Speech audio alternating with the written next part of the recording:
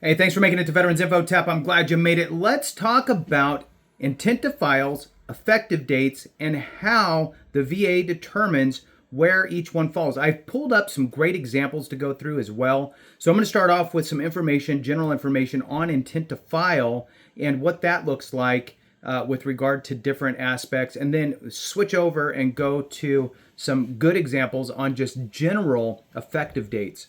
Now, with that, please hit the thumbs up, subscribe, share with a friend, all that good stuff. I really appreciate it. Every thumbs up, every minute watch really does help expand the reach, which is really what we're trying to do, is many hands make light work, and I appreciate your support. Thank you to all you members. I appreciate you. I do my best to get back to you in the comments. If anybody out there is having issues finding a credible and competent veteran service representative who's accredited, that's always the first suggestion from us. But if you're having problems and you need some help, reach out. Evidence-based VA claims. We have a former VA Raider. We have a former training VA Raider who trains the Raiders. We have former accredited representatives. So please come on over. We're happy to take a look at your specific situation and the nuances, right, that surround it. So check us out. If you need medical evidence, whether it's a diagnosis, a DBQ, a Nexus for a direct service connection, a Nexus for, let's say, tying a secondary condition to an already existing service-connected condition, this is what American Medical Experts does. This is their wheelhouse. Reach out to them if your doctor can't, won't, or doesn't. All right, so ITFs. When applying for VA benefits, the effective date determines when your benefits should start and is crucial for calculating retroactive payments, that back pay that we all would enjoy to have more of, I'm sure. An intent to file can help secure an earlier effective date by allowing you to notify the VA your intent to file before submitting a complete claim.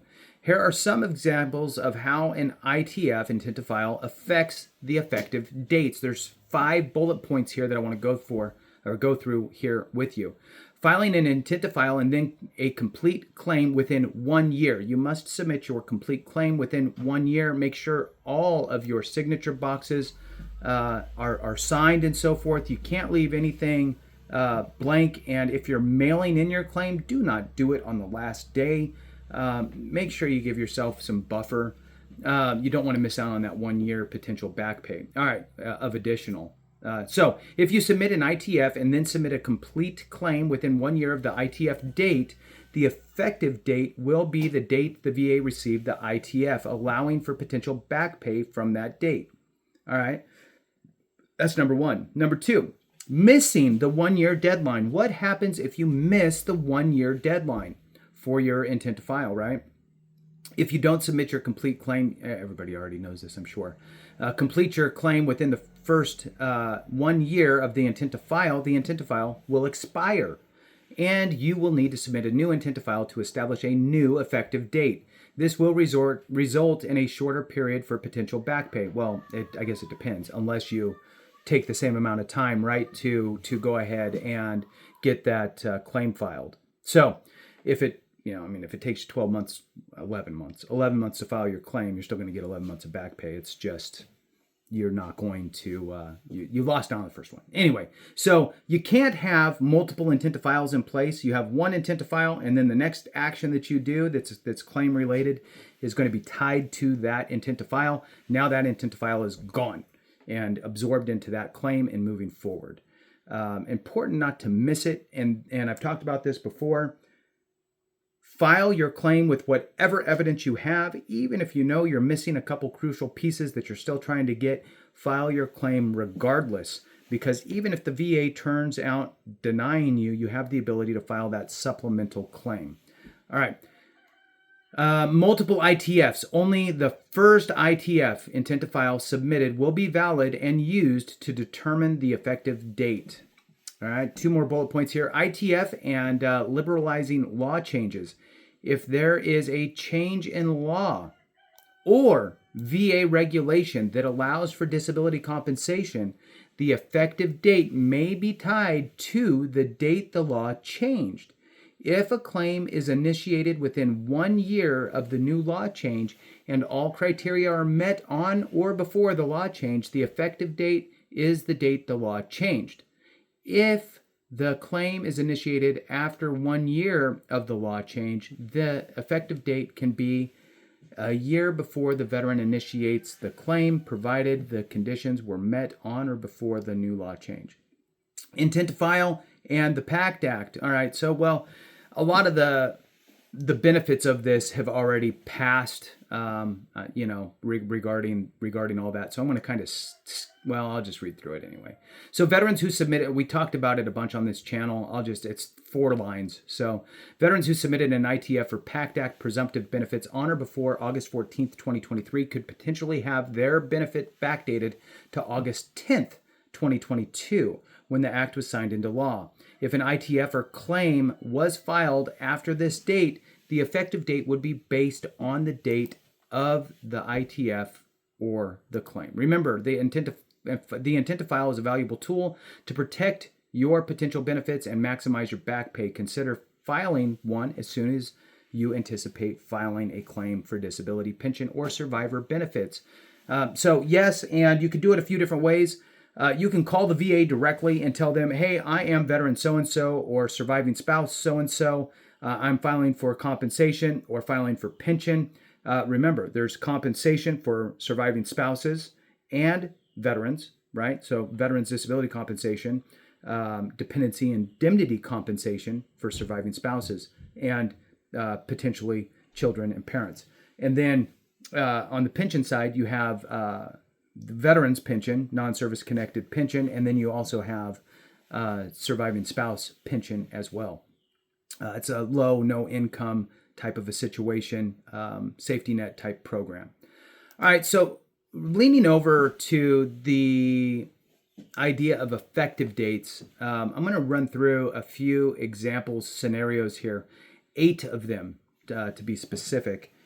So let's talk about these different 8 scenarios for intent to files, or not for intent to files, for effective dates.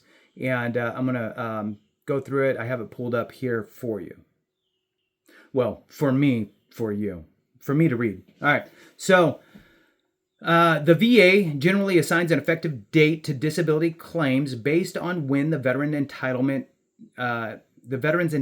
to benefits arose, or when the VA received the claim, whichever is later. So for a lot of us, I had this horrible condition. I've dealt with it. Now I filed for benefits, right? So it's going to be my essentially claim date or my intent to file date. For a lot of conditions, it's going to be that way.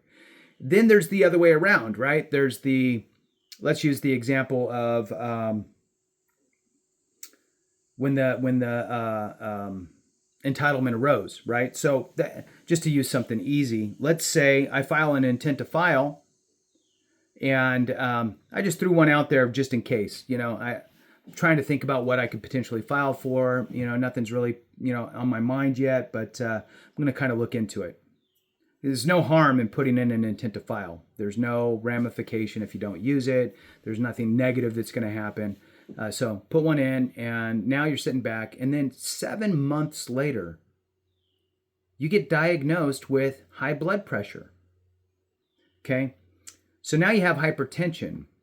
Let's just, for this example, make it easy and say that it's a presumptive condition because you are Agent Orange impacted, right? Vietnam veteran, Agent Orange, presumptive list, qualified, all that stuff. So it's a presumptive condition.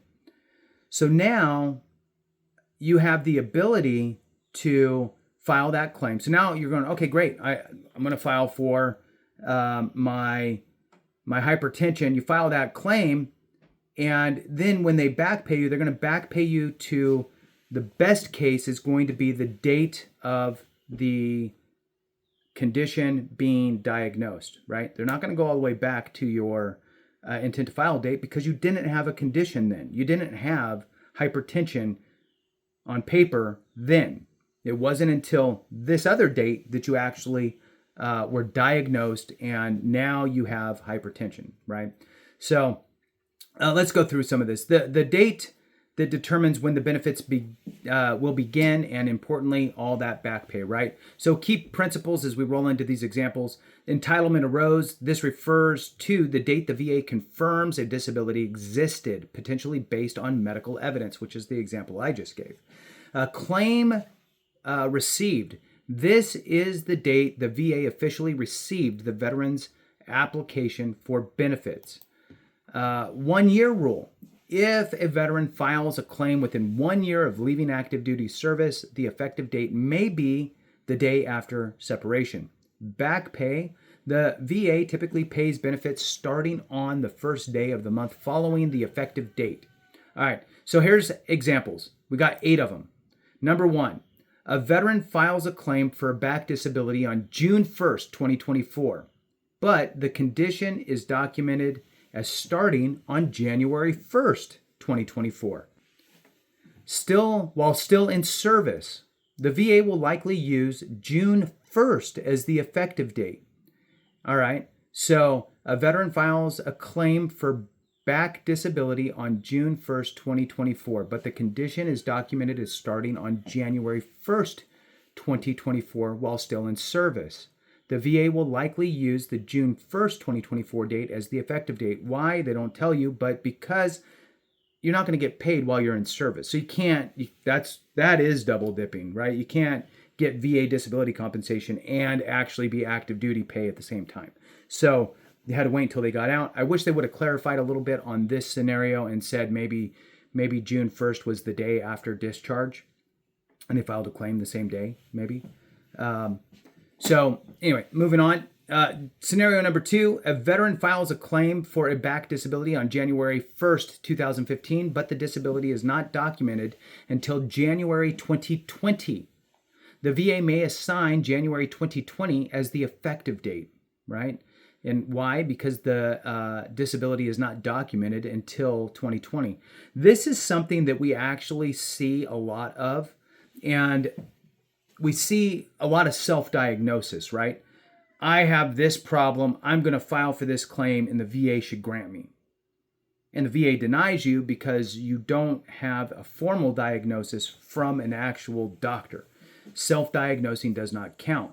And I think part of the problem here for folks that have filed that way is it's just not aware, right? You're not aware of how the process works. You think to yourself, well, it's the VA. I mean, they got a bunch of doctors. Check me out. My back is messed up. You can run me through any test you want, and you're going to see the level of severity. But that's not how it works. So moving on. Next one, scenario number 3. A veteran files a claim within 1 year of discharge. The effective date is the day after their separation from active duty. For a lot of things. It depends. There's always nuance, right? You break your leg after service and try to file for that, you're not going to get anything. But if you're filing for, say, migraines or hypertension, then yes. Scenario number 4, a veteran files an intent to file on January 10th, 2022, and a complete claim on March 12th, 2022. The effective date will likely be January 10th, 2022. Why? Well, because that was the intent to file date, and they filed the claim within the 12 months. So scenario number 5, a veteran files a claim for a new disability and it's approved. The effective date is the date the claim was received by the VA unless the veteran files within 1 year of separation, in which case it could be the date after separation. And I'll throw in there, or if the veteran filed an intent to file and filed the claim within the 12-month period. Scenario number 6, if the VA acknowledges a clear and unmistakable error in a previous decision, the effective date for the new decision may be the date from which benefits should have been paid if the error hadn't occurred. In some cases, this could be a huge amount of money. My suggestion is always, if you believe that there was a CUE, clear and unmistakable error, reach out to an attorney, a veterans law attorney, and have that discussion. All right, so scenario number 7 for DIC, dependency and indemnity compensation. The effective date is the first day of the month in which the veteran died, says the VA. Number 8, For NEMA reviews, this really is specifically to Vietnam veterans, which involve Agent Orange exposure. The effective date is based on when the claim was initially received and denied, which is also a very important thing. So for a lot of Vietnam folks, there was tremendous amounts of back pay that was able to be recouped because the VA was denying all of these presumptive conditions that were first established, and they were able to get a lot of that straightened out. So sadly, it was very late in the game, and a lot of veterans didn't make it to actually realize some of these rule changes. So in any case, that concludes it. Just wanted to reach out and share a little of that with you. Please hit the thumbs up if you haven't, subscribe if you haven't. I appreciate all your support. Thank you so much. Have a great one, and remember, if we don't take care of each other, something went wrong.